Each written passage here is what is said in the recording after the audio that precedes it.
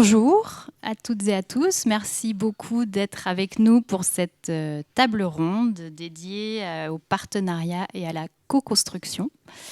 Je me présente rapidement, je suis Caroline Voisine, je suis chargée de coordination pour la revue Alternative Humanitaire, que je vous invite par ailleurs à découvrir.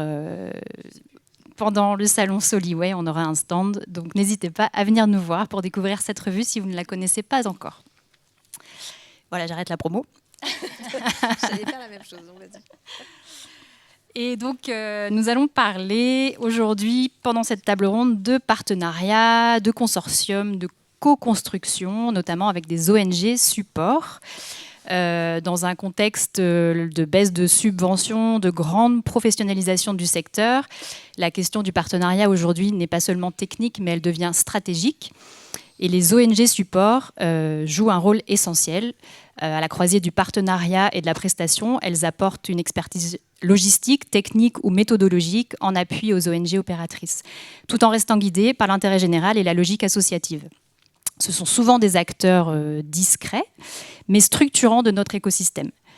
Donc aujourd'hui, à travers les interventions que nous allons entendre, nous allons essayer de comprendre, de répondre à plusieurs questions, notamment comment se traduit dans la pratique la collaboration entre une ONG support et un commanditaire, chef de file d'un projet? Quelle est la valeur ajoutée de la collaboration avec une ONG support aux différentes étapes d'un projet? Comment sortir des partenariats d'opportunités ponctuelles pour bâtir des alliances stratégiques et créatives pour réaliser des projets plus impactants? Et quels modèles inspirants de co-construction de projets mobilisant des ONG supports en appui à des ONG ou des collectivités ou des entreprises peut-on donner? Donc pour discuter de tout ça, et lors de cette table ronde, je suis accompagnée de 2 intervenantes et un intervenant à qui je vais laisser la parole pour se présenter et présenter leur structure. Véronique, oui. Merci. Bonjour à tous et à toutes. Je ne sais pas si vous nous entendez bien. Je crois qu'au fond, c'est très bien. Véronique Pingard, déléguée générale d'Électriciens sans frontières. Alors, pour vous faire une brève présentation d'Électriciens sans frontières, et si vous avez des questions, n'hésitez pas à venir me voir après. Je peux aussi faire un peu plus de promo aussi de la structure. Donc, une ONG d'accès à l'énergie qui a été créée en 1986. On est basé du coup en région parisienne et dans les 14 délégations françaises, et on a un modèle un petit peu particulier dans le monde des ONG. On est constitué de 1200-1300 bénévoles. Ah, est-ce qu'il faut... Voilà, c'est peut-être mieux. Est-ce que vous m'entendez mieux? Très bien. Est-ce qu'il faut que je reparte du début? D'accord, je vais essayer de faire très court. Électriciens sans frontières, on est une ONG basée, dont le siège est basé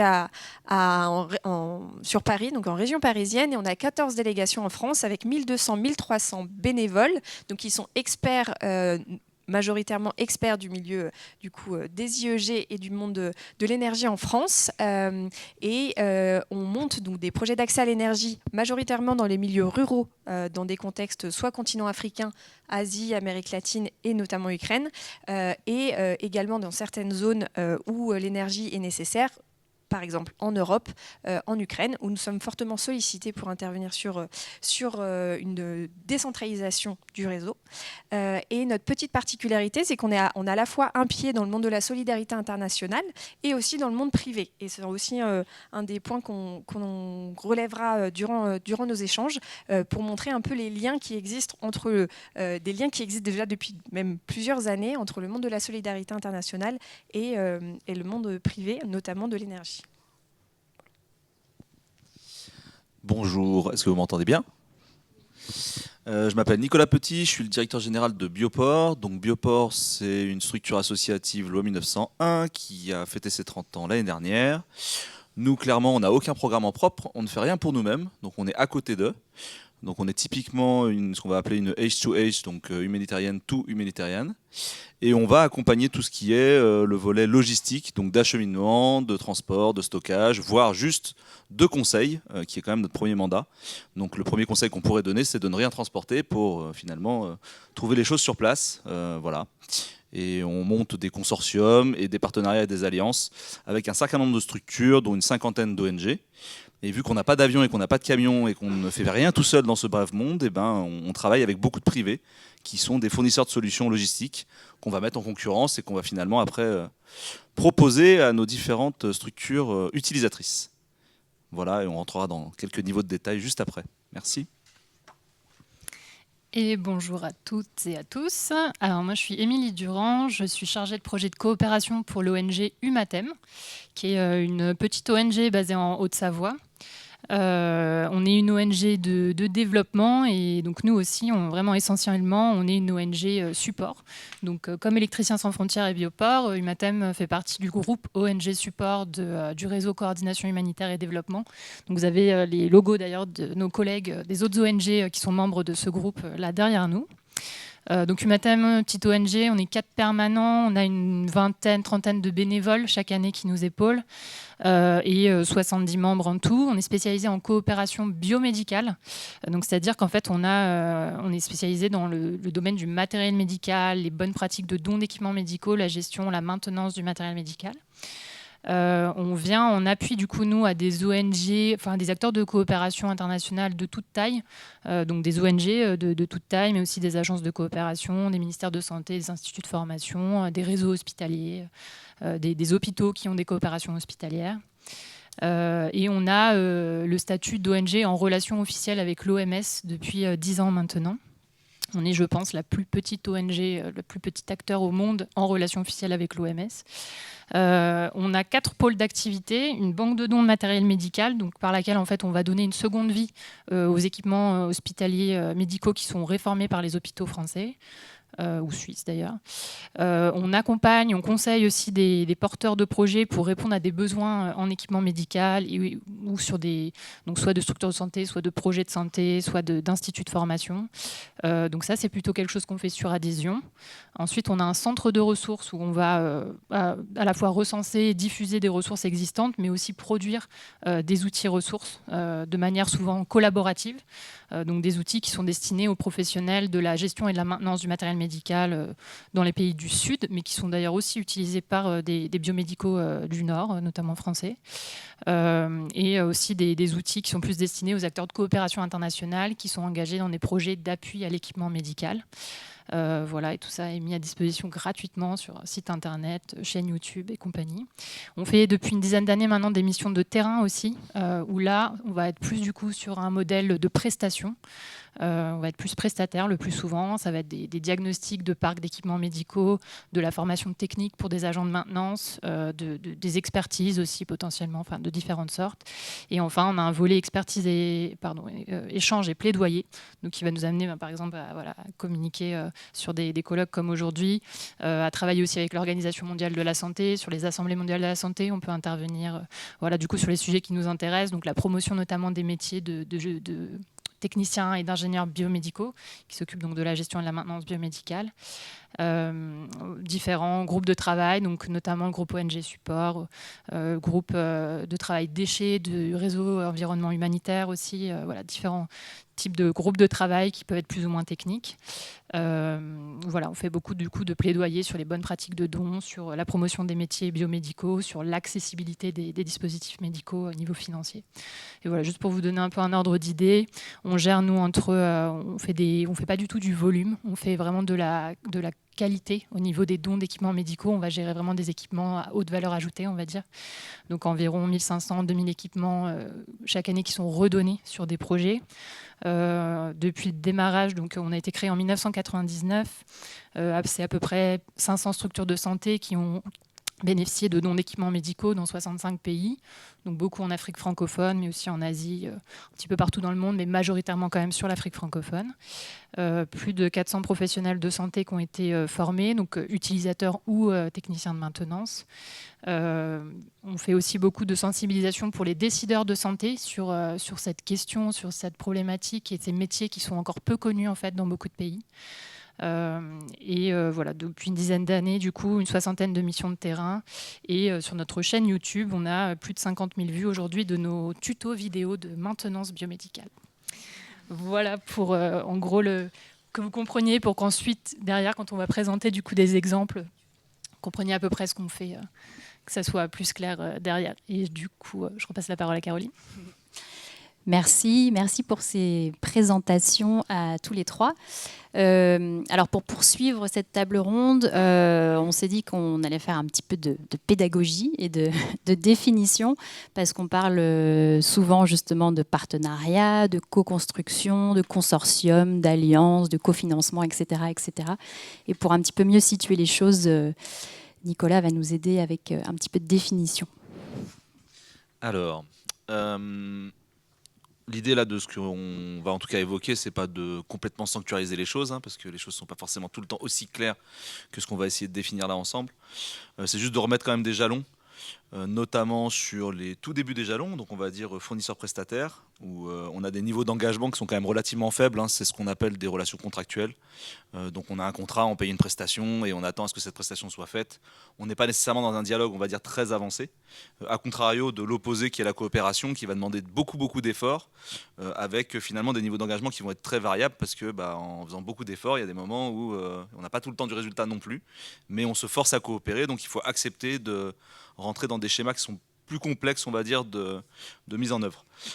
Donc fournisseur-prestataire, relation plutôt contractuelle, fournir un bien et un service comme je l'ai dit, c'est souvent sur des contrats, on répond à des appels d'offres, on est catégorisé et on met en route le service pour lequel on a été payé.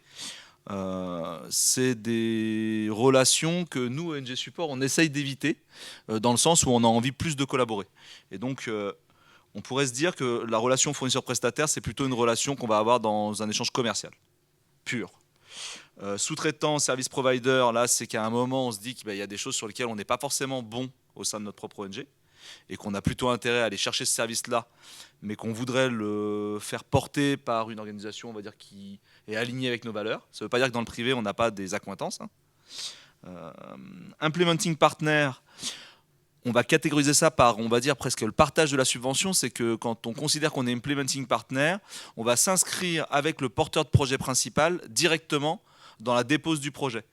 Ce qui, normalement, en fonction des bailleurs, évite de remettre en cause le partenariat et évite de faire une mise en concurrence sur un service en fait, qui a été choisi dès le départ et qui, du coup, est validé officiellement par le bailleur de fonds. Nous, chez Bioport, c'est des sujets qu'on essaye de porter chez nos partenaires. On n'arrive pas nécessairement avec tous nos partenaires à être implementing partner, mais une fois qu'on a passé ce stade-là, c'est quand même une grande souplesse dans la mise en œuvre, parce qu'on sait qu'on a été identifié, on sait qu'on va nous permettre de travailler ensemble, et on sait que globalement, on a déjà une enveloppe pour être payé, on ne va pas être obligé de se battre sur un marché plutôt commercial. Consortium, on a carrément monté le projet ensemble, et là, il n'y a plus de question d'implementing partner, c'est qu'on va vérifier qui fait quoi dans le projet, et on va être co-responsable. Ça, c'est quelque chose de très intéressant, mais aussi de très complexe sur certains abords, parce que quand on dit co-responsable, on comprendra bien que, par exemple, si on reste sur la logistique, je ne m'occupe que du transport international, le projet en fait ne répond plus aux bons besoins au moment, et on a quand même transporté la chose, je suis co-responsable du résultat global du projet. D'accord ? Sur les alliances, c'est de la stratégie. On voit souvent des alliances sur plutôt de la captation de financement. Là-dessus, on a beaucoup de facilité, on va dire, parce que les résultats sont assez directs. Sur les autres alliances, c'est encore un peu plus complexe. On va avoir des niveaux d'engagement très forts. On signe on va dire des accords de partenariat qu'on va appeler MOU en anglais. Et on va essayer de mutualiser tous les moyens et les expertises pour renforcer notre influence globale. D'accord ? Et la coopération, je vous en ai parlé au début, c'est finalement être ensemble sur une convention de partenariat avec une entente complètement informelle, et on retrouve ça notamment dans des esprits coopératifs, et où pour atteindre des résultats, on va dire, significatifs, le niveau d'effort de chaque partie prenante est très très important. Voilà pour un bref résumé des quelques niveaux, on va dire, de partenariat possibles. Merci beaucoup pour tout ça. Pour poursuivre et justement aller un petit peu plus loin dans la compréhension de ces partenariats, l'idée c'est de vous présenter des exemples concrets de partenariats qui ont été mis en place par chacune des ONG support qui sont représentées aujourd'hui. Pour comprendre la diversité des partenariats qui existent, les différentes modalités, les bénéfices, éventuellement les limites. Donc je repasse la parole à chacun des intervenants. On va commencer par Véronique qui va présenter un type de partenariat qui a eu lieu avec la structure. Tout à fait. Vous avez sûrement entendu le terme de la mutualisation ces derniers mois et années. Notamment, c'est un terme qui qui revient fortement dans pas mal de discours, d'échanges, parce qu'on se rend compte que dans ce contexte du coup, de la solidarité internationale touchée fortement, mais surtout très impactée au niveau financier, on parle de mutualisation. La mutualisation, elle existe déjà depuis plusieurs années, puisque plusieurs structures, type des ONG support, et c'est pour ça, d'où notre présence aujourd'hui, c'est de montrer qu'il y a des outils, il y a des leviers qui existent depuis bien des années, et l'idée c'est plutôt de montrer que l'ensemble des acteurs peuvent davantage travailler ensemble.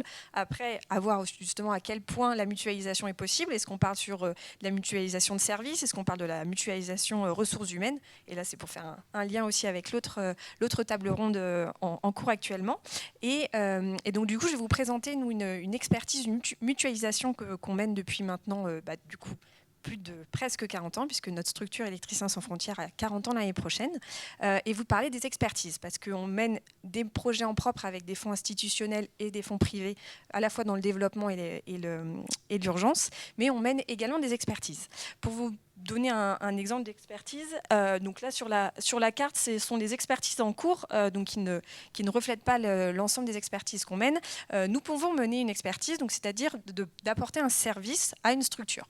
Là, je vous prends l'exemple de MSF Espagne, donc Médecins sans frontières, qui nous sollicite, nous, Électriciens sans frontières, pour, par exemple, soit évaluer une structure qui leur est propre sur une de leurs bases, par exemple en RCA, donc en République centrafricaine, ou alors pour identifier des besoins ou répondre à des besoins d'une structure partenaire.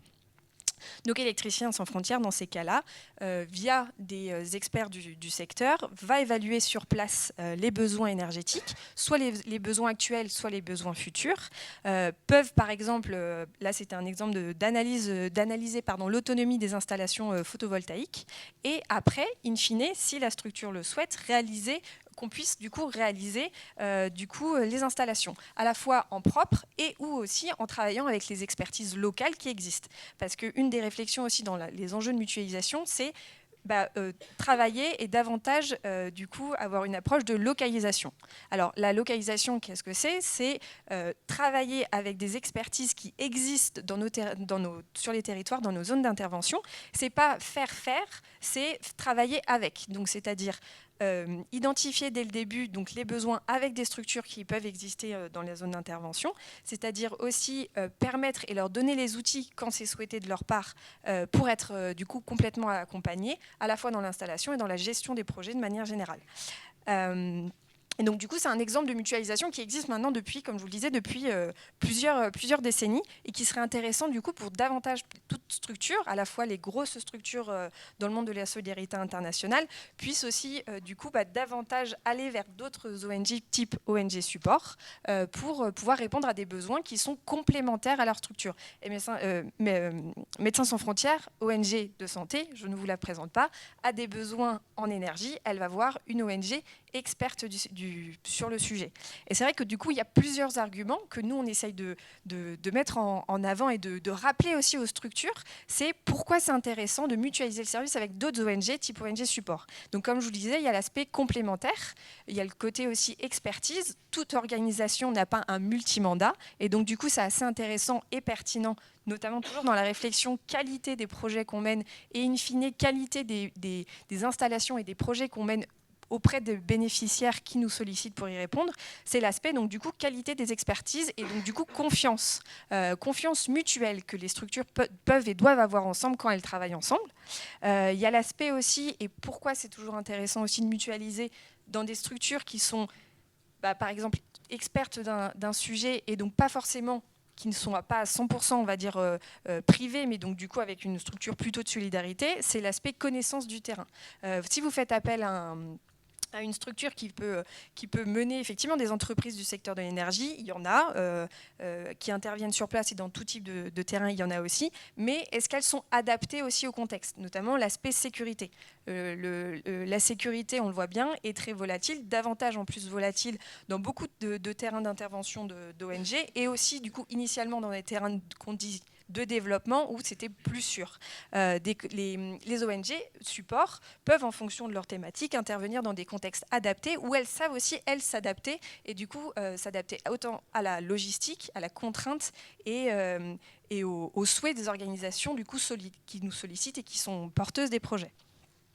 Un enjeu qui aussi du coup revient et qui est très actuel, c'est l'aspect financier.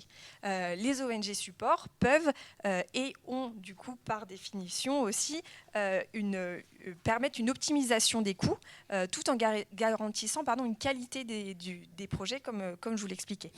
Après, justement, et ça dépend toujours de la collaboration, est-ce que ce sont des appuis ponctuels, est-ce que ce sont des réflexions, et donc du coup des expertises qui sont réfléchies dès le début du projet. Ça aussi, c'est réfléchir à la mutualisation, non pas comme quelque chose de dernière minute qui, on va dire, pourrait répondre dans l'urgence à un besoin. C'est réfléchir dès le début à une mutualisation des services qui permet du coup, in fine, d'avoir une optimisation des coûts et aussi du coup pouvoir adapter en fonction des possibilités financières des structures du coup les forfaits et les expertises qui sont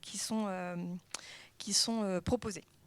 Et c'est vrai qu'un des plaidoyers qu'on souhaite, qu'on souhaite porter, c'est l'aspect complémentarité dans la mutualisation. C'est de se dire que différentes structures de différentes tailles, de différentes financements peuvent être complémentaires sur le terrain et du coup être qualitatifs dans un monde où il est de plus en plus compliqué d'avoir des financements et du coup de pouvoir mener à bien des projets. Et deux autres aussi... deux voire trois autres arguments, c'est l'aspect rapidité et flexibilité des structures qui, quand elles sont dans la mutualisation commune et bien anticipées, c'est des projets qui peuvent être pratico-pratiques, être réalisés assez rapidement, toujours dans la conformité de la qualité et de la dignité de la réponse qu'on apporte aux bénéficiaires. Et bien sûr, un des points qui nous est très important à nous tous, ONG du secteur, c'est l'aspect neutralité et l'objectivité qu'on ne retrouve pas forcément dans des services externes qu'on pourrait aller chercher. Voilà, par rapport à tous ces arguments, il y en a un dernier que j'aimerais mettre en avant, c'est l'aspect transfert des compétences, puisque du coup, dans l'accompagnement qu'on peut avoir et donc du coup nos connaissances aussi du secteur et en travaillant du coup pareil toujours en mettant en avant l'aspect localisation, il y a un transfert des compétences à la fois alors on pourrait parler nord-sud mais aussi sud-nord aussi sur l'accompagnement et le faire ensemble pour mener à bien des projets.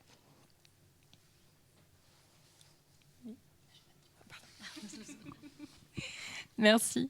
Ouais, du coup, je prends la suite pour poursuivre là-dessus, effectivement, sur ce souci que partagent les ONG entre elles de transfert de compétences, qui peut être potentiellement peut-être moins le cas si on fait appel à des consultants privés, à des entreprises, ça sera peut-être moins dans leurs objectifs.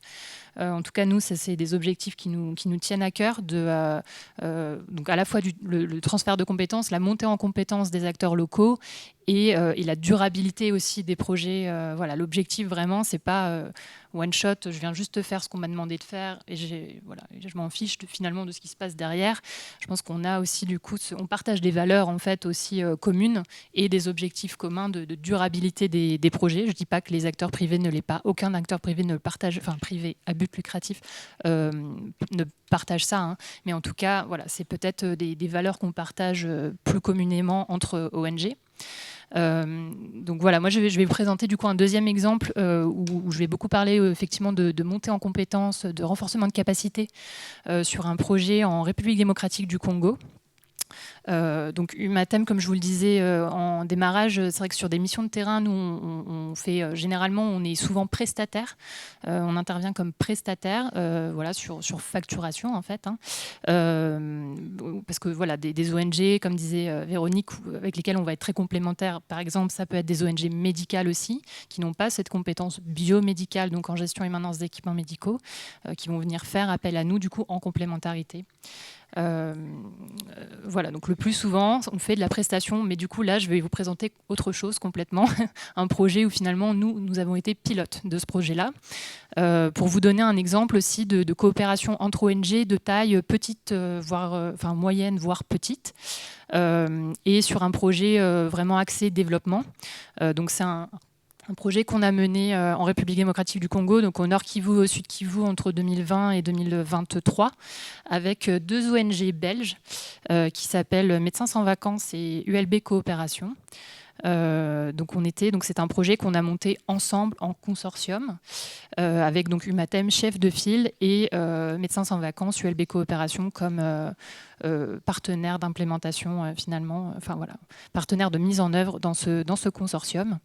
Donc je vous disais, voilà, petite ONG, donc comme je vous disais au démarrage, Humatem, on est 4 permanents, on est plutôt une petite taille d'ONG. Médecins sans vacances, ils vont être une 40aine de salariés en Belgique et en local. Ils sont présents au Bénin, en Burkina Faso, au Burundi, en République démocratique du Congo. Mais ils ont aussi, du coup, un peu comme Électriciens sans frontières, ils ont quand même aussi un gros pool d'experts volontaires. Ils ont plus de 500 experts volontaires avec des profils plutôt médicaux, paramédicaux. Mais on va dire qu'en termes d'équipe salariée, ça reste une ONG de taille moyenne. ULB, donc Médecins sans vacances, c'est une ONG que nous, on a connue en fait via une partenaire commune qui les a orientés vers nous et avec lesquels en fait on avait déjà fait le projet Djenga Marifa 1 où eux étaient chefs de file et ils ont fait appel à nous du coup comme ONG donc sur prestation voilà ONG on n'était pas partenaire de ce projet-là, on était prestataire sur Djenga Marifa 1. Voilà, donc c'était logique qu'on aille aussi nous les chercher quand on a eu cette possibilité de financement sur Djenga Marifa 2. Voilà, et on était aussi partenaire de Médecins sans vacances sur des projets au Burundi un petit peu équivalents. Donc en tout cas, on se connaissait bien. On se connaissait déjà depuis plusieurs années. ULB Coopération, c'est une ONG pareil de taille, on va dire à peu près moyenne, une 60aine de salariés. Idem, qui ont donc une partie des salariés en Belgique et une autre partie dans les pays d'intervention. Donc c'est une ONG universitaire, c'est l'ONG en fait de l'Université libre de Bruxelles, qui intervient en Burkina, République démocratique du Congo, Sénégal. Et eux, ils vont avoir un mandat un peu plus large. Ils font à la fois de la santé, l'éducation, l'appui à l'activité économique et dans le secteur agricole également. Voilà, donc en fait, on a monté ce projet-là. On a eu une occasion au moment, une occasion, si on peut dire ça, au moment du Covid. Il y a eu des fonds qui ont été mobilisés assez importants au moment du Covid. C'est vrai que la question des équipements médicaux est vraiment surgie à ce moment-là. Tout le monde a entendu parler de respirateurs dans les services de réanimation. Donc on a pu monter ce projet-là, du coup, avec l'objectif de renforcer les parcs d'équipements médicaux et les capacités à les exploiter. Donc pour améliorer la prise en charge, notamment des patients Covid, mais d'une manière générale, les prises en charge dans les services d'urgence et de réanimation. Donc un financement, on va dire, Covid-19 du Centre de crise et de soutien du ministère des Affaires étrangères. Et des cofinancements aussi, ça c'est important à souligner, des cofinancements apportés à la fois par nos 3 ONG et aussi par les partenaires, les bailleurs, notamment de Médecins sans vacances et du ULB Coopération, et notamment ULB Coopération qui avait un financement Union européenne à ce moment-là sur cette même thématique. Donc on a pu aussi mutualiser des financements grâce à ça. C'est un budget en gros donc sur un projet de 2 ans et demi, 3 ans de 628 000 euros, donc au total à peu près une moitié avec on va dire une moitié de financement par le CDCS et puis une autre moitié avec autres bailleurs et cofinancement par les partenaires, enfin les ONG. Voilà, membres du projet. Donc, qu'est-ce qu'on a fait en termes d'activité ? On a fait de la formation pour les utilisateurs des équipements médicaux, donc les soignants. Pas de la clinique, mais vraiment sur comment j'utilise bien mon équipement médical pour ne pas le faire tomber en panne et puis pour savoir l'utiliser très concrètement. Et il y avait des grosses lacunes. Ça avait pu être du coup aussi... Il y a des choses qui ont pu être constatées à ce moment-là, grâce à ce projet-là, sur des choses très simples. L'utilisation d'un moniteur multiparamétrique, on pense que c'est acquis pour tous les soignants, et ben voilà, on a pu voir que non, c'était pas acquis en fait, que pour certains, on partait de très loin.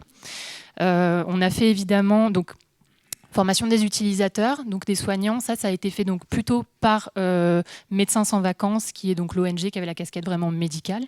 Donc Médecins sans vacances portait vraiment la partie du projet au sud Kivu, en termes plus géographiques, et ULB Coopération au nord Kivu. Je reviendrai dessus sur la complémentarité aussi géographique et technique entre nos 3 ONG. Donc en tout cas sur les formations utilisateurs, c'est beaucoup Médecins sans vacances qui a été en lead avec notamment la mobilisation de ces experts volontaires médicaux. Avec de la création de supports de formation. C'était un peu une première pour nous, cette formation d'utilisateurs, et même pour les experts médicaux qui ont été missionnés là-dessus, de devoir décaler en fait leur regard. Je ne vais pas leur parler de clinique en fait aux stagiaires, aux participants en formation, je vais leur parler du matériel. Et ça, c'était vraiment complètement nouveau pour eux en fait. On les a amenés comme ça à décaler le regard de ce qu'ils étaient habitués à faire dans leur ONG médicale. La formation des techniciens biomédicaux, donc ça a été vraiment beaucoup plus pris en charge par Humatem, parce que c'est notre spécialité, vraiment notre plus-value qu'on pouvait apporter sur ce projet-là. On a fait aussi, du coup, via ces formations, de la formation de formateurs locaux. Toutes les formations ont été co-animées par des personnels locaux. Il y avait toujours au minimum un formateur local qui ont donc pu monter en compétence sur de l'animation de formation. Pour certains, c'était la première fois qu'ils animaient des formations. Et en fin de projet, ils se sentaient capables de reproduire l'animation de ces formations. On a produit aussi pendant ce projet des outils ressources. Donc voilà, de la création de contenu intellectuel. Donc on s'est appuyé en partie sur des outils ressources existants et en partie de la production de nouveaux outils, notamment de tutoriels vidéo, avec les acteurs en mobilisant du coup les personnels sur le terrain. Voilà, et donc tous ces outils-là, après, ont été mis à disposition libres et gratuites sur chaîne YouTube, site internet, etc., sont disponibles pour tous. Et les supports de formation ont évidemment été laissés à disposition aussi des formateurs locaux qui avaient été formés. Donc ils peuvent réutiliser voilà, pour réanimer à nouveau des formations. On a eu aussi un volet renforcement des plateaux techniques avec quelques dons d'équipements médicaux, mais ce n'était pas la priorité en fait. Il y avait eu notamment beaucoup de dons faits à ce moment-là. Nous, ce qu'on est venu apporter, c'était en partie des dons de pièces détachées et de consommables pour faire fonctionner des équipements, pour constituer des stocks en fait, des stocks d'avance, qui sont des choses très compliquées. Les questions d'approvisionnement en pièces détachées, si vous travaillez dans le secteur médical, de la santé, vous savez que c'est vraiment une problématique dans quasiment tous les hôpitaux, en tout cas en Afrique subsaharienne. Donc voilà, quelques dons d'équipements médicaux, mais surtout la constitution de stocks de pièces détachées et de consommables. Et puis, on a apporté effectivement des pièces détachées aussi pour remettre en état des équipements qui étaient présents dans les structures déjà. Et ça nous a permis aussi d'animer des travaux pratiques pendant les formations de techniciens biomédicaux, de diagnostiquer la panne. Et ensuite, donc, voilà, un premier qu'on a appelé Repair Café, premier Repair Café de diagnostic, puis un second quelques mois plus tard, après avoir pu commander les pièces détachées nécessaires pour remettre en état. Et ça a fait des merveilles au niveau des directions, quand ils ont vu revenir des équipements qui étaient en panne, revenir des concentrateurs d'oxygène qui étaient en panne, les voir revenir dans les services. Là, ils ont compris l'intérêt d'avoir des techniciens de maintenance formés, capables de s'occuper de ces équipements-là. Voilà, ça a permis aussi de montrer la compétence de ces techniciens, leur légitimité, leur utilité, et donc l'intérêt aussi d'investir, de leur donner les moyens de pouvoir faire leur travail. On a aussi appuyé du coup la création d'ateliers de maintenance, parce que souvent, en fait, ils ont très peu de moyens, très peu d'outillage, ils n'ont parfois pas de local en fait, pour intervenir, ces techniciens de maintenance. Donc on a appuyé du coup, la création de locaux, l'aménagement de locaux avec des établis, etc. Et de l'outillage aussi des testeurs spécifiques. Et enfin, ce que je vous disais, très important, c'est pas le tout finalement d'outiller on va dire le personnel, mais si la direction n'est pas convaincue. Donc on a aussi organisé dans le cadre de ce projet-là un colloque de sensibilisation pour les décideurs de santé, donc à tous les niveaux, depuis la direction provinciale de la santé jusqu'au directeur, au gestionnaire d'hôpital, voilà, avec cet objectif de développer la culture de la gestion et de la maintenance biomédicale. Et notamment, petit clin d'œil, donc tous les équipements, il y a un certain nombre d'équipements qui ont été soit acheminés depuis la France, donc quelques équipements issus de notre banque de dons de matériel médical, mais surtout aussi du consommable, etc. Et donc, comme nous n'avons pas cette compétence-là, nous avons fait appel à Bioport pour acheminer ce matériel jusqu'au Sud Kivu. Voilà, donc juste pour vous donner quelques chiffres, c'était sur ce projet-là, on a formé 57 soignants, 35 techniciens. On avait prévu à la base d'inclure 5 hôpitaux et à la fin, au final, c'est 22 hôpitaux qui ont été inclus. Donc c'est ça aussi, je pense, une spécificité qu'on peut avoir, c'est les projets sont très souples et s'adaptent en fait. Donc si on voit que finalement on peut inclure plus de personnes, et ben voilà, on va s'adapter et on va le faire, et avec évidemment l'accord des bailleurs, mais pouvoir s'adapter au fil de l'eau comme ça sur les projets. Au niveau, donc je vous disais, au niveau complémentarité, donc effectivement, il y avait une réelle complémentarité dans ce projet entre les trois ONG. Donc 2 ONG plutôt casquette médicale, nous une ONG avec vraiment la casquette biomédicale, avec des expertises vraiment fortes, chacun sur ce domaine-là. Et puis l'implantation vraiment très forte de Médecins sans vacances au niveau du Sud Kivu, avec des partenariats bien établis avec les autorités de santé, avec les directions d'hôpitaux, donc des partenariats hospitaliers. Et pareil au Nord Kivu, ULB Coopération, très bien implanté, avec des équipes locales, avec des moyens au niveau sécurité, logement, véhicules, personnel, etc. Que nous, Humatem, nous n'avons pas du tout, parce qu'on n'est pas du tout présent sur les terrains. Nous, on va là où on vient nous chercher généralement. Donc on s'appuie totalement sur les supports qui existent, que les partenaires peuvent mettre à disposition. C'est eux qui organisent vraiment toute la logistique des projets en local. Voilà, la mobilisation du coup aussi de tous les partenaires, notamment au niveau du Nord Kivu. Il venait de créer, de lancer, d'ouvrir un centre de formation du Nord Kivu, le CFNK au niveau de Goma, qui a été du coup en fait inauguré par les formations Djenga Marifa 2. Voilà, donc ça a été possible par du coup cet ancrage local aussi des 2 ONG partenaires. Donc l'objectif central, c'était effectivement la montée en compétences des partenaires locaux et leur autonomisation, avec donc la formation de formateurs, la reconnaissance de leurs compétences par les autorités de santé. Et d'ailleurs, il y a des formateurs du coup au niveau du Sud Kivu qui ont été vraiment juste en fin de projet, qui ont été tout de suite mobilisés à nouveau par la direction, la division provinciale de santé sur de nouvelles missions. Voilà. Et donc effectivement, consortium veut dire responsabilité partagée et reporting partagé, pilotage partagé, même s'il y avait un chef de file. Voilà. Après, un projet, ça roule pas non plus toujours comme sur des roulettes. Il y a aussi des choses. C'est important du coup d'apprendre à se connaître. Donc là, on connaissait nous Médecins sans vacances, mais on les connaissait nous en tant que prestataires, pas en tant que partenaires directement d'un projet dont nous on était chef de file. ULB Coopération, on n'avait jamais travaillé avec eux, donc c'est pareil. Il a fallu apprendre à se connaître, apprendre à connaître un peu les outils aussi de gestion des uns des autres, mettre en place des outils, mettre en place des conventions de partenariat, etc. Voir aussi, tu disais tout à l'heure, les niveaux d'implication. Effectivement, voilà, quand on est dans des projets comme ça où les responsabilités sont partagées, le travail est-ce qu'il est partagé aussi de manière égale? Est-ce que tout le monde s'engage de la manière? Est-ce que les organisations des uns et des autres fait qu'on n'est pas organisé pareil, que du coup les implications ne sont pas toujours les mêmes d'un partenaire à l'autre. Voilà à peu près tout ce que je voulais dire. Donc voilà, c'était pas toujours fluide et c'est normal, rien n'est parfait, mais au final, ça a vraiment permis d'être beaucoup plus efficace. Voilà ce que je voulais partager.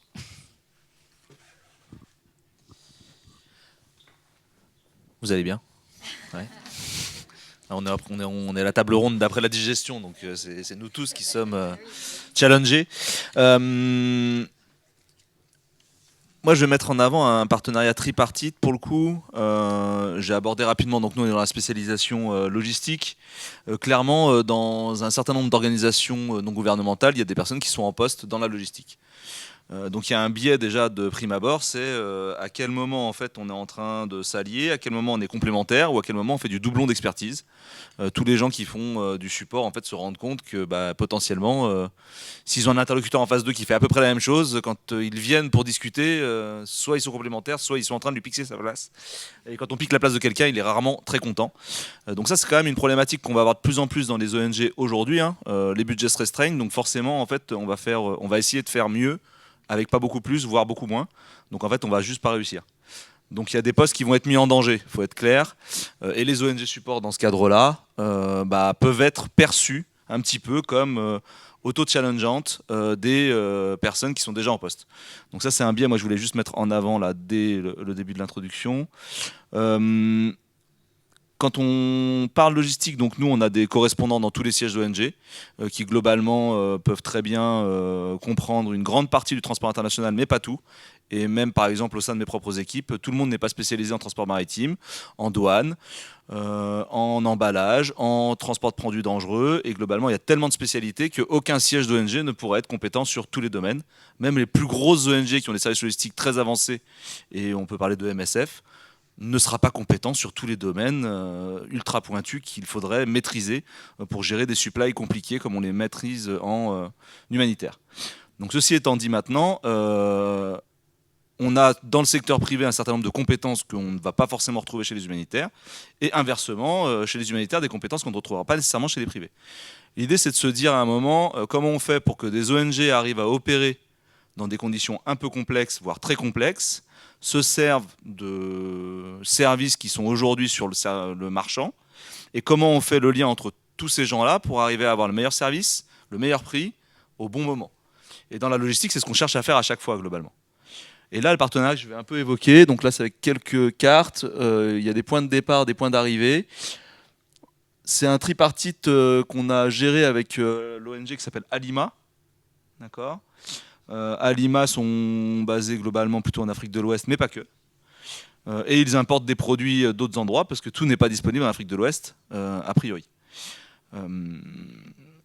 Là-dedans, ils subissent, comme toutes les grosses ONG, une crise de financement.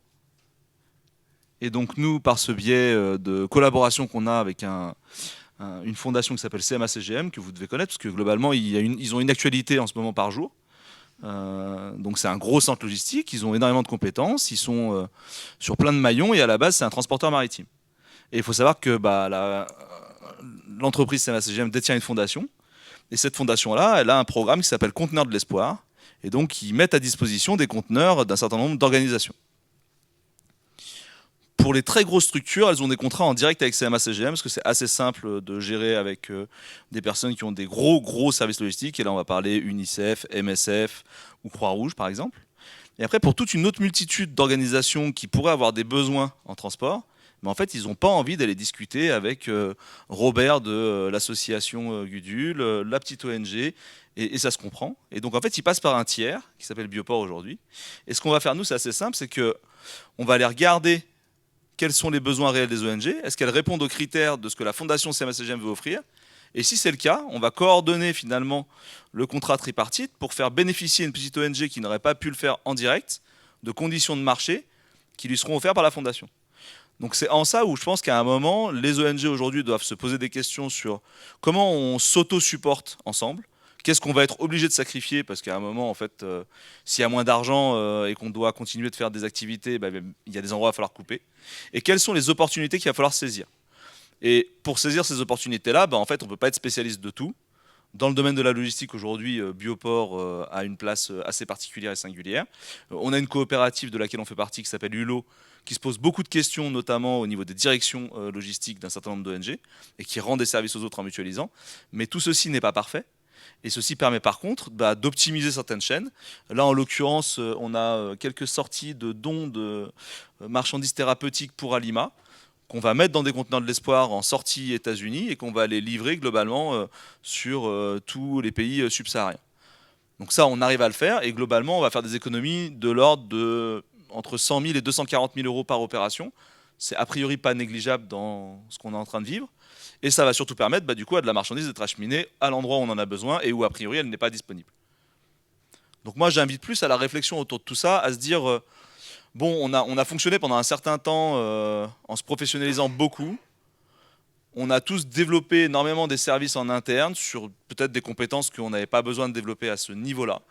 Et aujourd'hui, quelles sont les expertises qu'on peut, de manière assez simple, aller chercher chez des collègues qui tiennent à peu près les mêmes engagements, nous font bénéficier d'opportunités que de toute façon on ne pourrait pas avoir en direct, et comment on profite de ces expertises en partageant un peu les risques aussi, parce que tous les frets dans l'année, moi je dois en avoir à peu près avec les équipes 800 par an. Je ne vais pas vous dire que les 800 se passent comme du fluide. Ceux qui ont déjà fait un peu de transport international connaissent les enjeux qu'il peut y avoir autour de tout ça.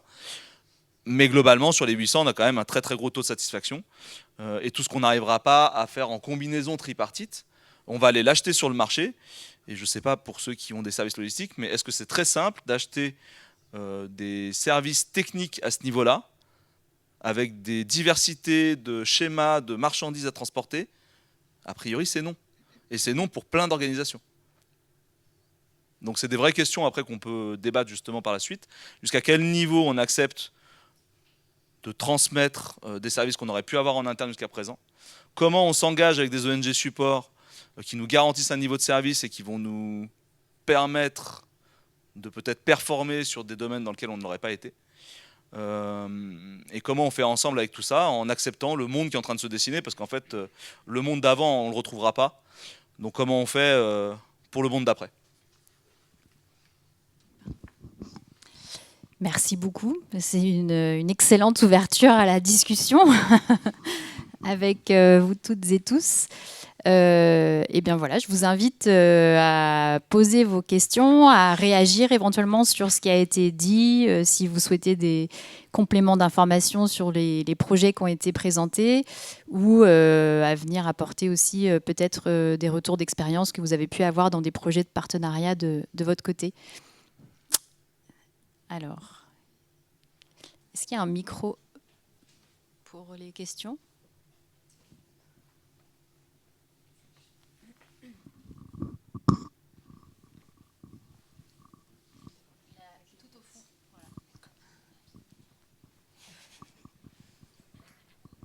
Bonjour, je m'appelle Marine Vignon, je travaille pour Alima.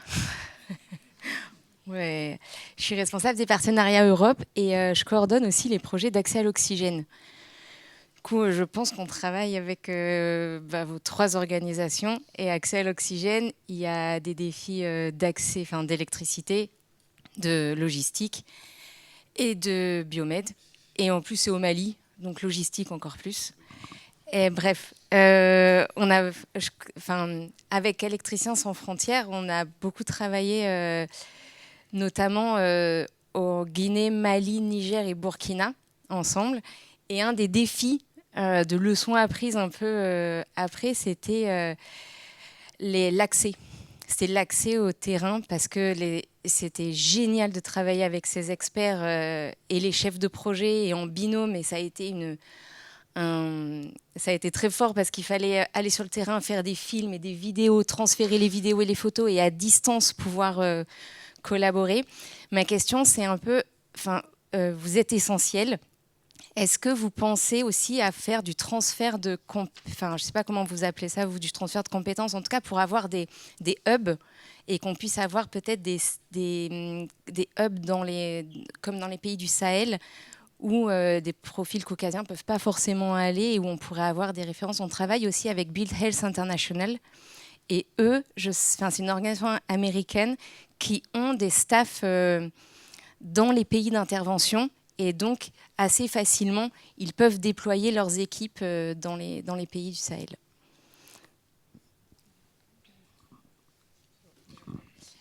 Alors effectivement, et pour rebondir dans un fait d'actualité, on avait une expertise qui devait partir au Mali avec vous, Alima, et effectivement, ça ne s'est pas fait pour des questions d'accès. Et si vous avez suivi, du coup, le Quai d'Orsay a demandé à ses ressortissants français de ne pas se rendre sur place.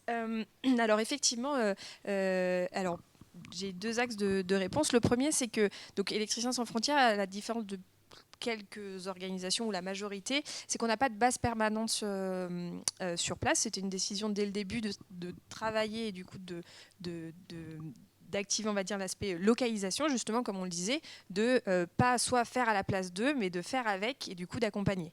Et il y avait aussi une réflexion aussi plutôt carbone, donc déjà de réduire notre présence en tant qu'organisation Nord sur place, mais de travailler du coup localement, avec des entreprises, des partenaires locaux sur place, et aussi du coup d'avoir un impact carbone limité par les notamment nombreux allers-retours que des expatriés peuvent générer.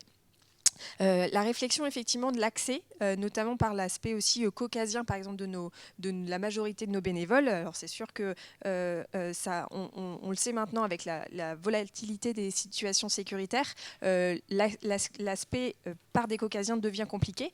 Et aussi nous, il y a une volonté toujours sous l'angle de la localisation de davantage mobiliser des bénévoles, soit qui sont issus du secteur énergétique, par exemple sur le continent africain, si on prend l'exemple par exemple du Sahel, soit d'autres bénévoles qui souhaiteraient s'investir au sein de notre structure. Et donc du coup, de pouvoir les mobiliser à distance, de pouvoir bien sûr les sensibiliser à nos projets, à les motiver aussi, puisque il y a un aspect aussi beaucoup de profil actif ou à la retraite pour ceux qui le peuvent. Et donc, un de nos enjeux, effectivement, c'est de travailler sur ces pools de personnes disponibles dans les pays d'intervention qui souhaiteraient davantage s'investir auprès d'Électriciens sans frontières.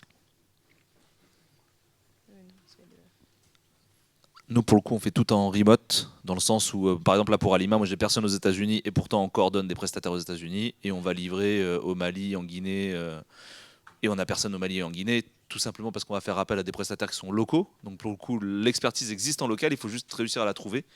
Et après, pour aller dans le sens, nous, on va plus faire du renforcement de capacité, soit très générique, dans le sens où on va venir un peu impulser et prendre des cas concrets et les diffuser aux autres membres de notre organisation, en leur expliquant voilà ce qu'on a vécu comme cas et ce qu'il ne faut pas nécessairement reproduire, même si vous le faites par vous-même. Et derrière, on est de plus en plus là financé pour justement vulgariser en fait des concepts techniques qui sont très complexes en logistique, pour que chacun puisse s'emparer en fait de ce sujet-là.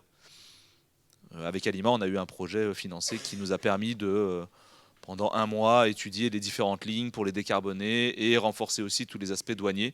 Bon, ça ne nous empêche pas d'avoir quelques écueils de temps en temps, mais globalement, c'est des choses qu'on a renforcées directement au sein des équipes. Et du coup, donc, UMATEM, toute petite ONG, donc on n'a pas du tout de hub effectivement localement. Alors j'ai vu passer effectivement des formations par Built International là, sur l'oxygène, sur LinkedIn récemment. J'avoue que, alors moi je les connais pas du tout, je sais pas ce qu'il en est pour mes collègues ingénieurs biomédicaux. Donc voilà, moi je suis sur un poste gestion de projet, mais donc dans l'équipe de 4, on a 2 ingénieurs biomédicaux, peut-être qu'ils sont en lien avec Builtes, je sais pas du tout, peut-être au niveau de groupes de travail de l'OMS, je sais qu'ils sont impliqués en tout cas nos biomètres sur des groupes de travail au niveau de l'OMS sur les questions d'accès à l'oxygène, etc. Après c'est vrai que c'est un peu une exception, je pense, Built International, parce que le secteur biomédical, ça reste aujourd'hui vraiment émergent, surtout dans le monde francophone. Il y a encore trop peu finalement d'acteurs qui sont en capacité de faire de la formation sur la gestion et la maintenance, et encore plus dans le monde francophone. Donc tant mieux en fait qu'il y ait des organismes comme ça qui se montent et qui soient en capacité de faire de la formation. Mais les besoins sont tellement énormes en fait au niveau biomédical que, enfin voilà, c'est un secteur qui reste presque à défricher dans beaucoup d'endroits. Ça monte quand même, justement, je vous disais tout à l'heure avec le Covid, ça a été quand même mis un peu sur le devant de la scène, un peu en lumière, ces questions du matériel médical et de sa maintenance. Pas juste la disponibilité du matériel, mais surtout sa durabilité, sa maintenance dans le temps. Donc depuis 4-5 ans, c'est quand même un sujet qui monte, mais où il reste énormément de choses à faire. Et voilà, comme je disais, effectivement, nous, l'ambition, c'est pas à 4 personnes et avec quelques volontaires, une vingtaine de bénévoles, qu'on envoie de temps en temps sur des missions de terrain, qu'on va changer les choses. Donc l'objectif effectivement c'est la passation, le renforcement de capacité et j'allais dire émailler, c'est pas du tout ça, d'essaimer autant que possible, faire monter en capacité, transmettre les supports de formation, parce que ça c'est un travail, ça a été évoqué dans une précédente, dans la conférence juste avant, en fin de matinée, la question de la production intellectuelle et de comment on fait financer cette production intellectuelle. Gros enjeu. Nous aujourd'hui, depuis une dizaine d'années, une quinzaine d'années, on fait beaucoup de production intellectuelle et notamment de création de supports de formation, de contenu de formation qu'on va du coup passer ensuite, mettre à disposition de formateurs. Très compliqué à faire financer, mais en tout cas, l'objectif, c'est de les mettre à disposition et qu'ils puissent être utilisés autant que possible par des personnes qui ont été formées à les utiliser aussi. Ça, c'est important aussi de pas, c'est pas des choses qu'on met non plus comme ça. Il y a un certain nombre de choses qui sont disponibles, par exemple, sur notre centre de ressources, sur notre site internet, mais pas non plus les supports de formation, parce que ça nécessite quand même d'avoir été formé à les utiliser. Mais bien sûr, l'objectif, c'est de pouvoir avoir un maximum de relais local aussi, et que la coopération sud-sud puisse se développer. Et on sent quand même là, ces derniers mois, ces dernières années que ça commence à prendre, voilà, commence à y avoir de plus en plus de ressources locales potentiellement mobilisables effectivement pour animer de la formation, pour aller faire de l'expertise, voilà, des missions de diagnostic, de parcs d'équipements médicaux, des missions plus d'expertise localement.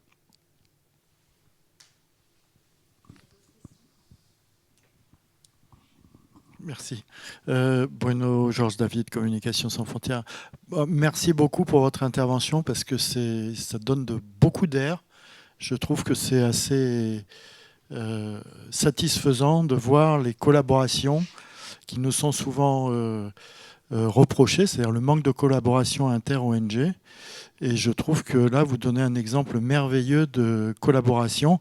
Je reprendrai l'expression de Nicolas qui disait travailler ensemble ou faire ensemble.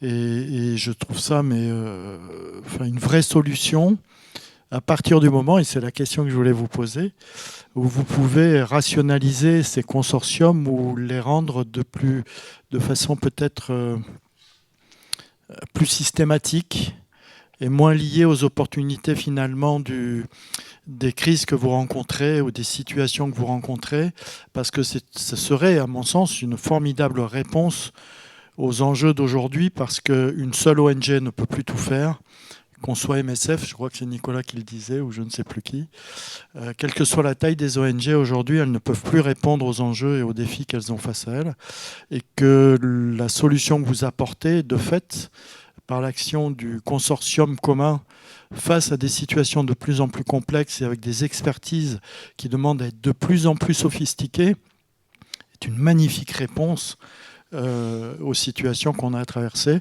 Pour Caroline, ça peut faire un formidable sujet pour Alternatives Humanitaires. Merci.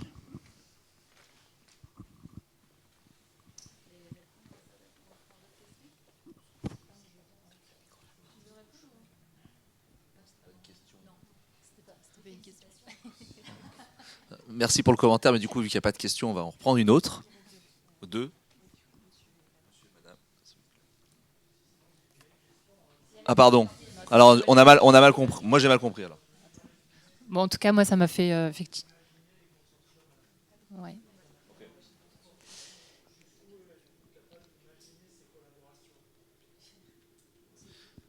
Alors, moi, je peux répondre du coup à ça rapidement.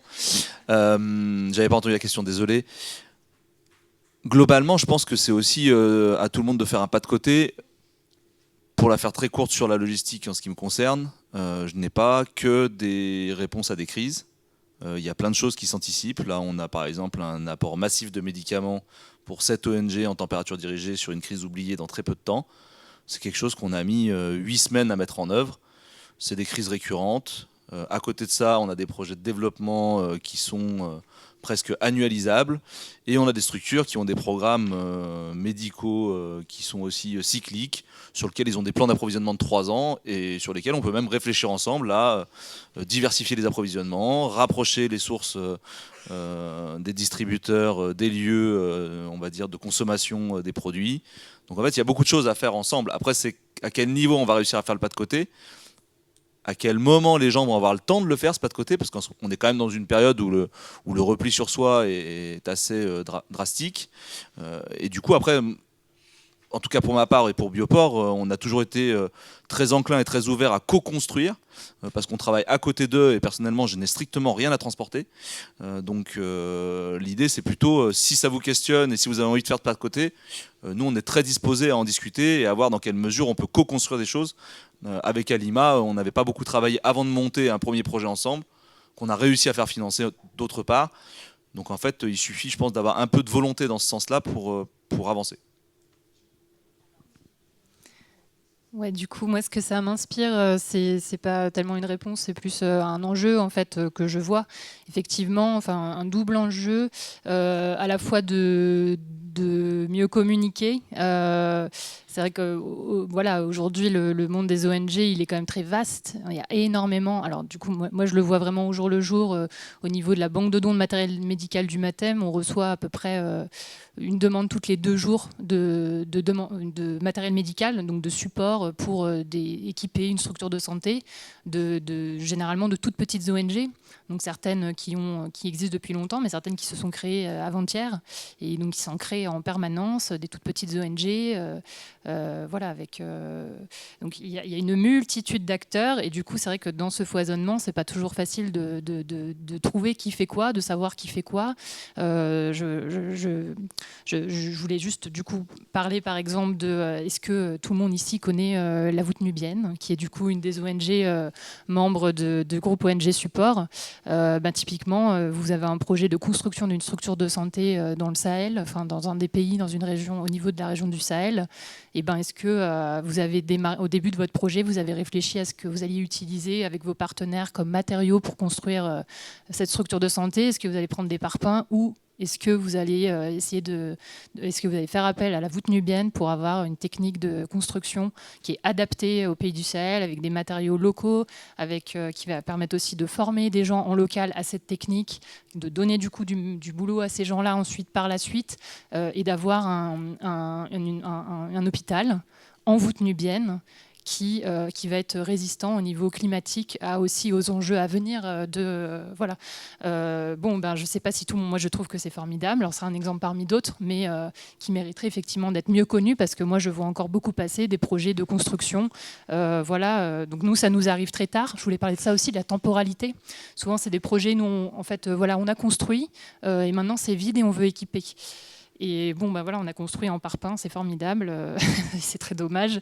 Ça aurait été beaucoup mieux peut-être de le construire en voûte nubienne si c'était dans la région appropriée. Il y a ça aussi, il y a la temporalité aussi. À quel moment on vient nous chercher nous, et du coup quelle est la possibilité de co-construire un projet ensemble qui va aussi pouvoir intégrer des facteurs des réussites en fait de ce projet-là. Donc c'est là, Véronique en parlait un petit peu au démarrage de sa présentation, de la temporalité aussi de s'associer le plus en amont possible quand c'est possible pour contribuer à la qualité des projets. Donc voilà, cette communication, arriver à mieux faire connaître ce qu'on fait les uns les autres, et voir du coup réussir à identifier nos complémentarités. Mais c'est sûr que c'est pas facile de sortir la tête de l'eau, de décaler le regard et d'aller essayer de voir, chercher les expertises des uns des autres. Et après, au niveau aussi des bailleurs, des financeurs, aujourd'hui, peut-être qu'un certain nombre d'ONG support, d'ONG qui ont une expertise très forte, très importante, ne sont peut-être pas encore suffisamment connus des bailleurs, des grands acteurs institutionnels qui ont les fonds. Mine de rien, aujourd'hui, il y a énormément de fonds qui sont injectés quand même dans la solidarité internationale, même si il y a énormément de baisses. Mais mine de rien, on parle quand même de sommes très très importantes qui parfois pourraient être mieux aiguillées, mieux orientées, mieux investies. Et nous, on voit beaucoup trop de projets d'équipement. Voilà, on va mettre des millions pour équiper, et on se pose à aucun moment la question de la maintenance. À aucun moment. Et du coup, c'est des équipements qui vont rester dans une salle, bien dans leur emballage, qui ne seront jamais installés parce qu'il n'y avait pas la compétence pour l'installer ou pour le mettre en service ou pour l'utiliser. Le Covid, ça a été encore une fois un exemple malheureux. Nous, on est arrivé dans des hôpitaux où il y avait 10 ventilateurs de réanimation dans une salle, encore dans leur carton, avec le logo du bailleur, et qui n'étaient pas installés et qui ne le seront jamais, en fait, parce que dans cet hôpital-là, il n'y a pas la compétence pour intuber les patients. Personne ne sait le faire. Donc en fait, c'est des équipements qui ne seront jamais utilisés et qui ont coûté très cher et qui étaient tout neufs, qui ne seront jamais utilisés. Bref, tout ça pour dire que et du coup, là, nous, c'est un travail de plaidoyer qui reste à faire, d'arriver du coup peut-être de s'appuyer aussi sur les réseaux CHD, Coordination de Sud, pour réussir à toucher les bailleurs de fonds, ceux qui ont les leviers, qui ont vraiment les moyens pour essayer de faire mieux avec les compétences qui sont disponibles.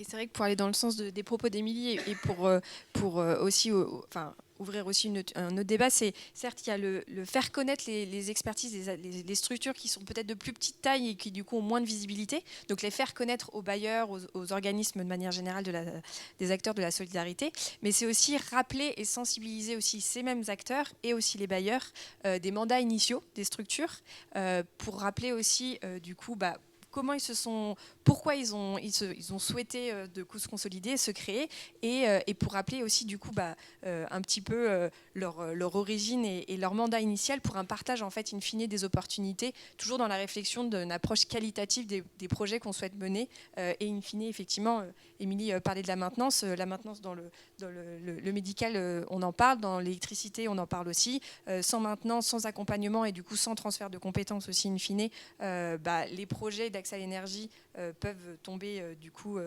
alors en rade ou ne plus être pérennes, mais il y a tout un enjeu d'accompagnement et de rappeler un petit peu l'aspect complémentaire de ces structures pour justement optimiser la mutualisation.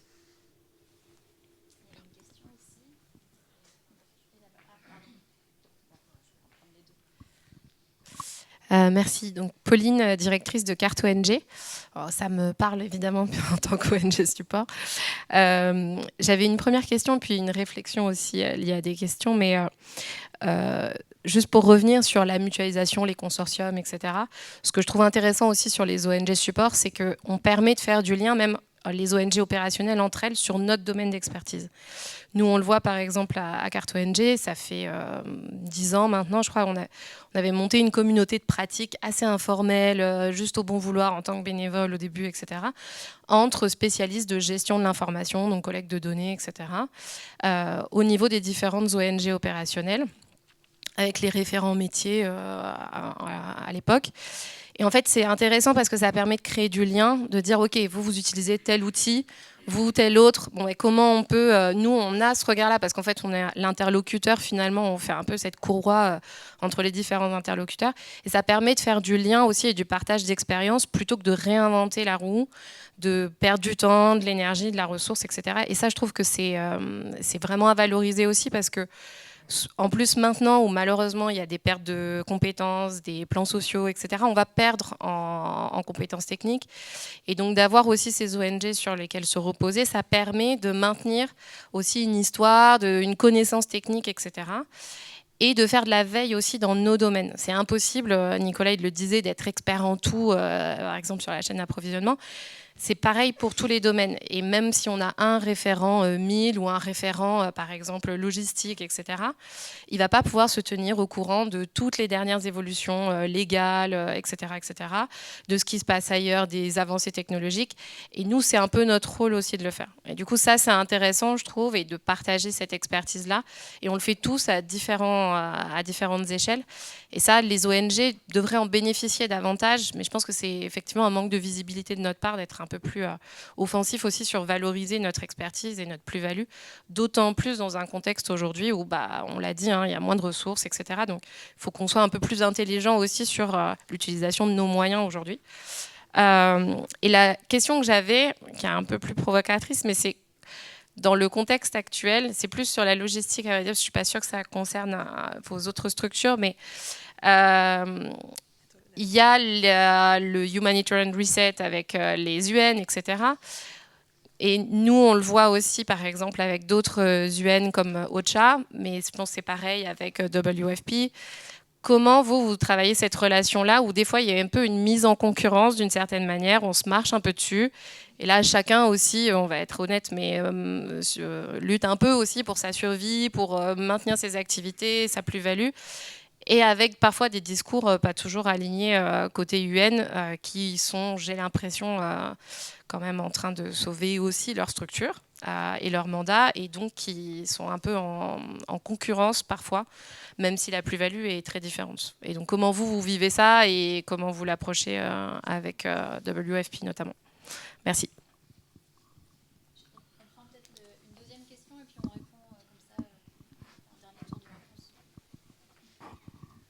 Bonjour, Christophe Mestre de Resacop. Une anecdote de vieux et une question. L'anecdote de vieux, Noël 1982, grand marché de Kinshasa. Les amis maliens qui étaient sur le grand marché m'ont expliqué qu'ils importaient leur lot de chemises pour vendre sur le marché directement à Taïwan en utilisant un outil qui a disparu qui s'appelle le Telex. Compétences au sud, il y en a depuis longtemps sur des domaines support. Ma question, c'est de dire, en 2025, il y a une montée des acteurs de là-bas, que ce soit en Amérique latine, en Asie, en Afrique australe, etc. Est-ce que vous avez parfois des demandes, non pas de renforcement de capacité, mais pour être des sous-traitants de ces acteurs du Sud, que ce soit du Sud ou du Sud global, que ce soit en matière de fourniture d'électricité suite à une catastrophe ou suite à une guerre, etc. En matière justement de logistique, pour importer des matériels, des équipements qui viennent, qu'on ne trouve pas sur place. Voilà. Est-ce que un petit peu le schéma qui était présenté par Nicolas au départ, est-ce que dans la réalité, il n'y a pas besoin aussi de l'inverser, et pour réfléchir justement au nouveau rôle que nous pouvons jouer ici, ou que vous pouvez jouer ici comme support. Merci. Je vais répondre à la première question et après je vais passer le micro pour l'enchaînement. Sur la première question, donc oui, clairement, de toute façon, on est tout de même en compétition avec des acteurs qui n'ont pas les mêmes tailles. Après, je ne sais pas dans quelle mesure, alors moi je me place en tant que bioport, dans quelle mesure moi je viens de challenger WFP, je ne pense pas, clairement. Je pense qu'on n'est pas du tout sur les mêmes types de marchés, avec les mêmes types de contraintes et avec les mêmes types d'objectifs à remplir. J'aime bien dire en ce moment en tout cas qu'on a plutôt besoin d'avoir une multitude d'acteurs pour justement garder de l'agilité. Moi, les tuyaux supply chain du WFP où ils affrètent des bateaux, je ne dis pas que ça ne m'intéresse pas techniquement, mais juste que ce n'est pas mon job. En tout cas, je n'ai pas d'acteurs qui me le demandent, pour commencer. Et je ne réponds pas aux mêmes objectifs de massification que le WFP peut chercher à faire. A contrario, des transports très particuliers, très pointus, je pense qu'aujourd'hui chez le WFP, ils ne sont pas très compétents là-dedans, pour plein de raisons qui peuvent être juste structurelles. Ça ne veut pas dire qu'ils n'ont pas la compétence technique, mais en tout cas en termes de structure, ils auront beaucoup plus de mal à le mettre en œuvre que ce que nous on pourrait faire. Et c'est pour ces raisons-là qu'à mon sens, il y a de la place pour l'ensemble des acteurs sur le support, en tout cas logistique, si tant est que chacun des acteurs respecte les particularités des autres. Et ça, c'est plus des débats et des discussions qu'on a. Alors elles sont plus ou moins houleuses. Là où moi, je n'ai pas trop à me mettre en compétition, c'est que globalement, je ne mange pas beaucoup de subventions. Je ne suis pas un grand gourmand. Je fais beaucoup de recouvrement de coûts, et ce qui fait que ça me différencie beaucoup. Ce qui est par contre très intéressant en ce moment, je trouve, c'est que beaucoup de gens parlent du recouvrement de coûts, mais peu arrivent à le mettre en œuvre. Et y compris le WFP, qui en parle depuis très longtemps. Ils ont des très belles plaquettes là-dessus. Mais dans les faits, ce n'est pas si évident que ça. Et on a d'autres structures aussi, même associatives, qui essaient de faire du recouvrement de coûts, et ce n'est pas évident. Donc en fait, globalement, je pense qu'on a tous à apprendre les uns et des autres. Moi, quand je vois un peu les évolutions qu'il y a pu y avoir dans le milieu militaire sur, on va dire, les 20-30 dernières années, je ne suis pas si vieux que ça. On s'est quand même beaucoup professionnalisé.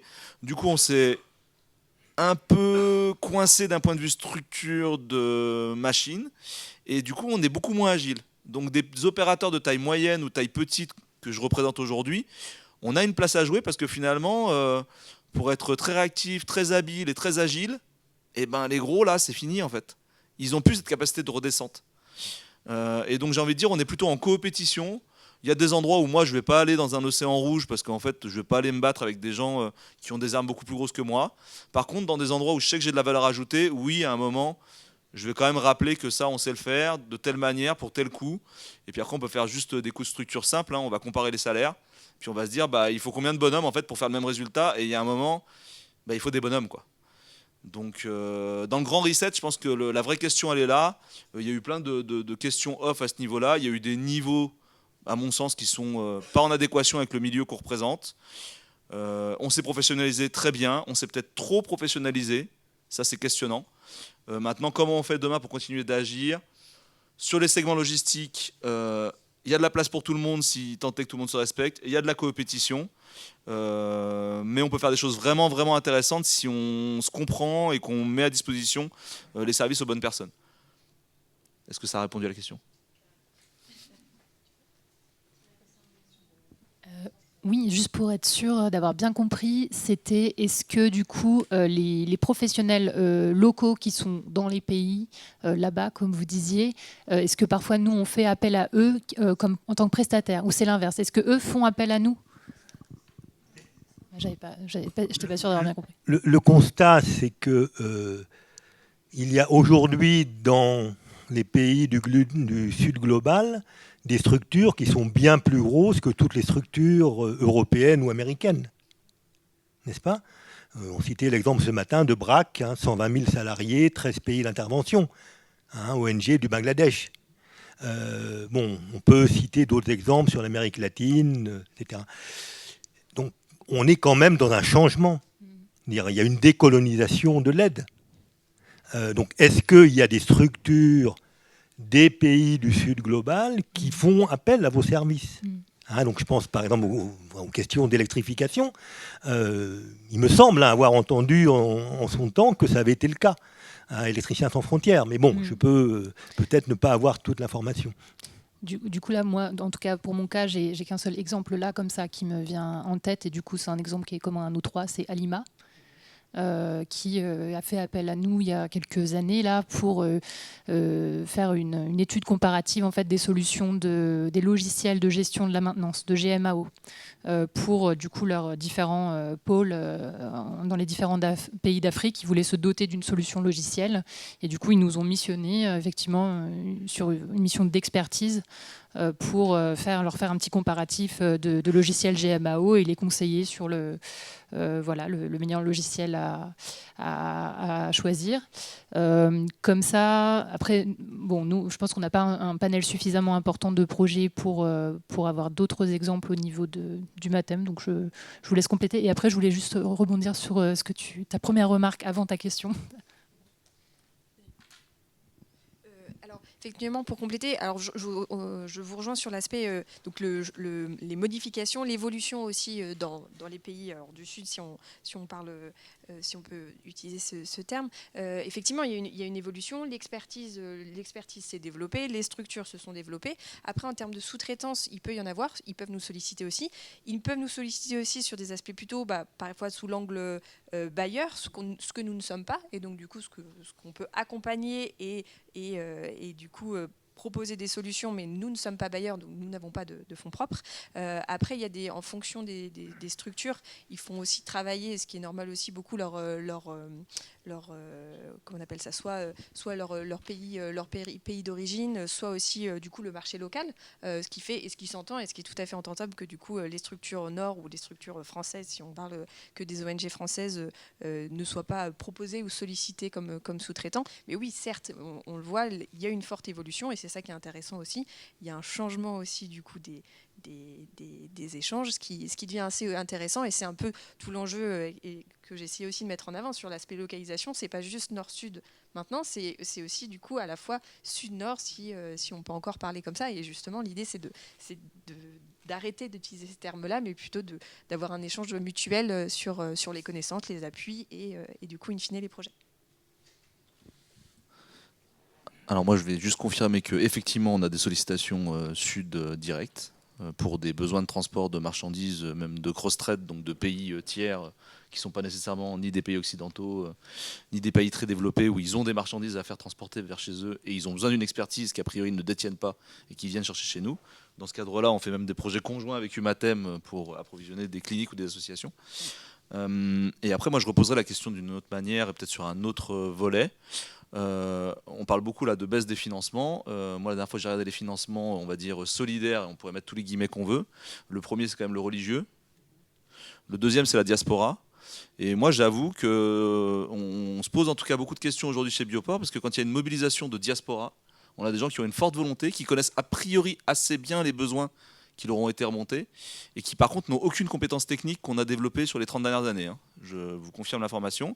Ils ont tous beaucoup de volonté et ils ont des capacités de mobilisation qui à des moments peuvent être très déstabilisantes pour des organisations, on va dire, humanitaires type, qui se sont construits sur des schémas bailleurs.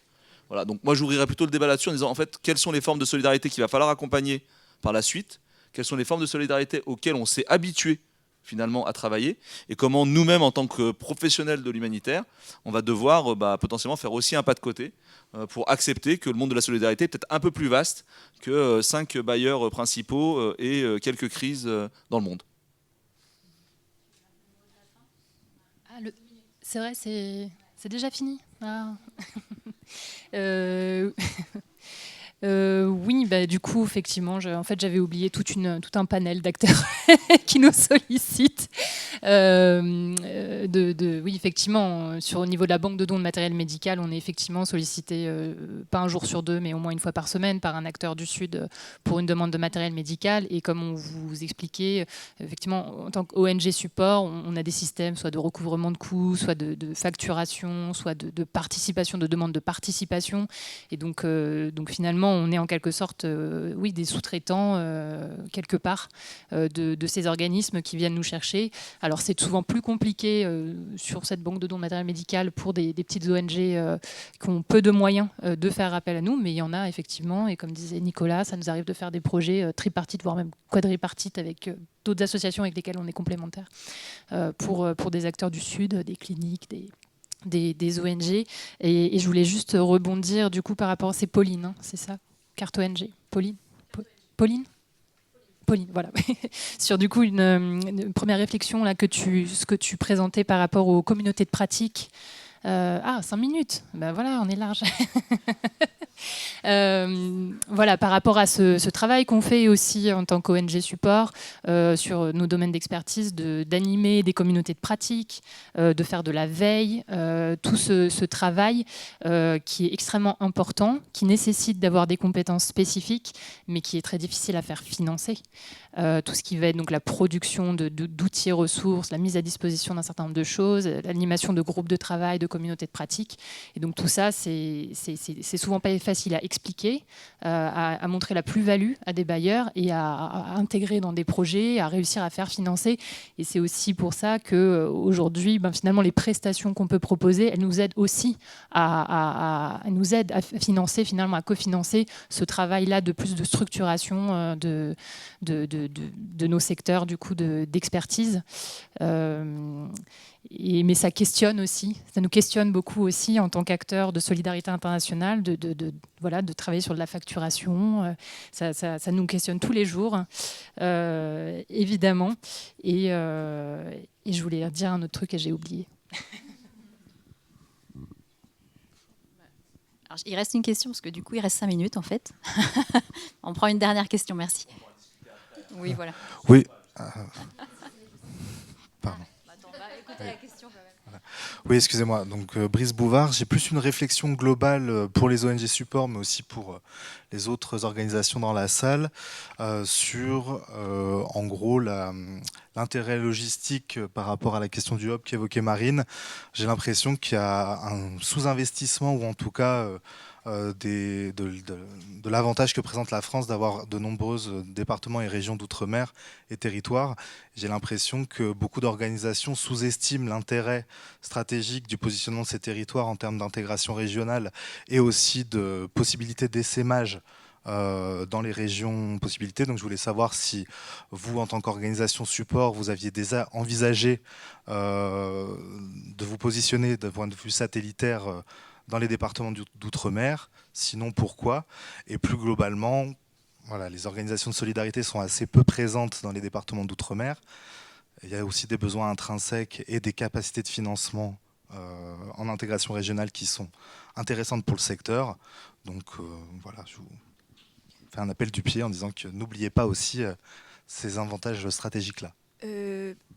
Petit apport de notre côté. Donc nous, l'Électricien sans frontières, on n'intervient pas sur le territoire français. Donc déjà, des fois, il y a des questions de mandat. Ça nous est arrivé, en toute transparence, pour soit des aléas climatiques, je ne citerai que le dernier, Mayotte, par exemple, dans le cadre d'une collaboration et aussi des demandes des entreprises, puisque du coup, comme je vous le disais, on peut être fortement sollicité par les entreprises privées pour intervenir quand il y a des besoins d'équipement, par exemple de partage d'équipement ou de transfert et d'accompagnement. Après, sur une réflexion de pourquoi effectivement c'est pertinent de se dire comment utiliser aussi les territoires d'outre-mer de manière une réflexion régionale, l'aspect coût financier aussi, puisque du coup un lieu de stockage reste, par exemple si on ne parle que de stockage d'équipements, à défaut d'avoir des bureaux dans ces régions-là, c'est un coût, et donc du coup en fonction de la structure, c'est pas forcément évident. Intérêt stratégique outre-mer, oui. Pourquoi ne pas y être allé? Pour une raison simple, c'est que nous, pour l'instant, on considère qu'on peut après trouver des prestataires privés, une fois qu'on les a sourcés, pour mettre en œuvre des systèmes. Si je fais quand même un rebondis sur les Outre-mer, on a un acteur majeur humanitaire en Croix-Rouge qui a monté des centres Pirois, Pirac, et pour le coup, c'est assez bien maillé. Je ne cache pas qu'il y a des questionnements, de discussions, de transfert de compétences, de partage même de modèles économiques. Voilà, mais tout ça est toujours en cours de discussion. Et nous, Bioport, on n'a pas vraiment de velléité d'expansion. On va rester dans notre côté agile, peut-être pas très gros, mais on sait où on peut nous retrouver. Voilà. Oui, bah, idem. Voilà, je pense qu'effectivement, nous, c'est aussi un peu une question de taille un peu critique qui fait qu'aujourd'hui, on n'est pas en capacité d'aller mobiliser des leviers en outre-mer. Mais c'est sûr que c'est évidemment intéressant, même pour des questions écologiques. Hein. On parlait tout à l'heure de faire voyager des gens comme ça. Voilà. Donc c'est sûr que le plus proche, c'est aussi le mieux pour éviter des coûts économiques et écologiques. Voilà, non, effectivement, pas grand-chose. On te laisse conclure, du coup. Merci beaucoup. On va s'arrêter là pour cette table ronde. Merci infiniment à nos 3 intervenants et je pense qu'ils sont aussi à votre disposition pour continuer cette conversation pour le reste de Soliway et parler de vos éventuels projets. Mais merci à toutes et tous pour votre attention.